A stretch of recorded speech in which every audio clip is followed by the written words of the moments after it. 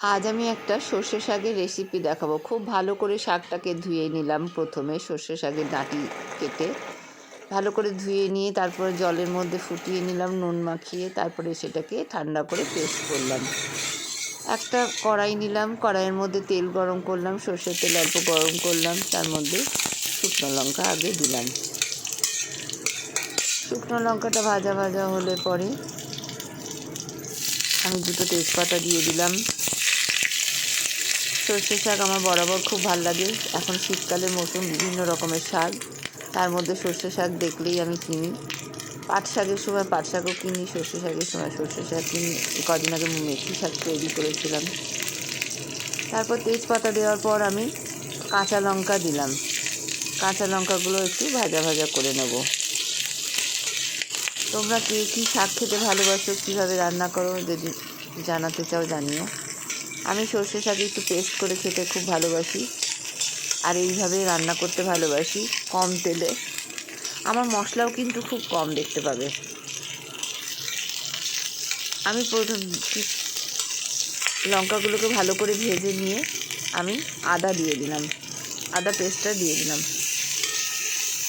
আদার যে একটা কাঁচা গন্ধ সেটা চলে যায় আদা একটু ভাজা ভাজা করলে পরে। খুব ভালো লাগে আদা একটু ভেজে নিলে পরে, টেস্টটা খুব ভালো হয়।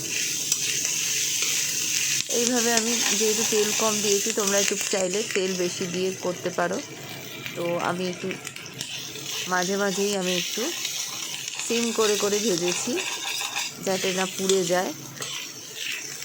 আদাটাকে ভালো করে ভাজা হলো, তারপরে আমি পেঁয়াজ দিয়ে দিলাম। পেঁয়াজও আমি খুব কম দিচ্ছি, একটা ছোটো পেঁয়াজ দিয়েছি, চাইলে তোমরা পেঁয়াজ বেশি দিতে পারো। আমি 3 আঁটি সর্ষে শাক নিয়েছিলাম, সেই পরিমাণে মশলাটা একটু কমই, তবুও আমি মশলা একটু কম খেতেই ভালোবাসি, তেল মশলা। তো পেঁয়াজটাকে আমি মাঝে মাঝে একটু ঢাকা দিয়ে দিয়ে ভেজে নিচ্ছিলাম, একটু ভালো করে ভেজে নিচ্ছিলাম। এর মধ্যে তারপর আমি একটু যেই ভাজা ভাজা হয়ে গেল, তার মধ্যে আমি রসুন কুচি দিলাম। আদা পেঁয়াজ রসুন সর্ষে শাকে ভীষণ টেস্টি হয়। সব শাকের মধ্যেই রসুন চলে, তবে এর মধ্যে পেঁয়াজ আদা দিয়ে আমি খুব রান্না করতে ভালোবাসি। মাঝে মাঝে আমি ঢাকা দিয়ে পেঁয়াজ আদা রসুনটাকে খুব ভালো করে ভাজা করে ভেজে নিয়েছি, তার মধ্যে আমি একটু হলুদ দিয়ে দিলাম। সর্ষে শাকের যখন সেদ্ধ করেছিলাম তখন আমি নুন দিয়েছিলাম, লবণ দিয়েছিলাম, সেই জন্য পরে আর লবণ দেব না, যদি লাগে সেক্ষেত্রে দেওয়া যেতে পারে। এরপরে আমি এর মধ্যে সর্ষে শাকের পেস্টটা যেটা বানিয়েছিলাম সেটা দিয়ে দিলাম। এইভাবে নাড়াচাড়া করে বেশ করে টাইট করে নিতে হবে, বারবার করে নাড়াচাড়া করে করে ঢাকা দিয়ে দিয়ে এই সর্ষে শাকটাকে পুরো টাইট করে নিতে হবে। অনেকটা টাইট হয়ে এসছে।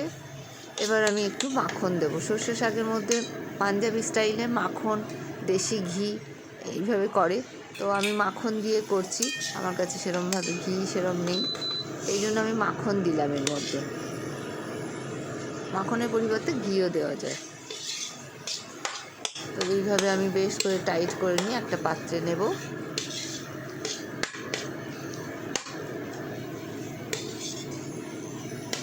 ভালো করে শুকিয়ে নিতে হবে। পাত্রে নেওয়ার পর দেখতেই পাচ্ছ আমি ধনেপাতা দিলাম।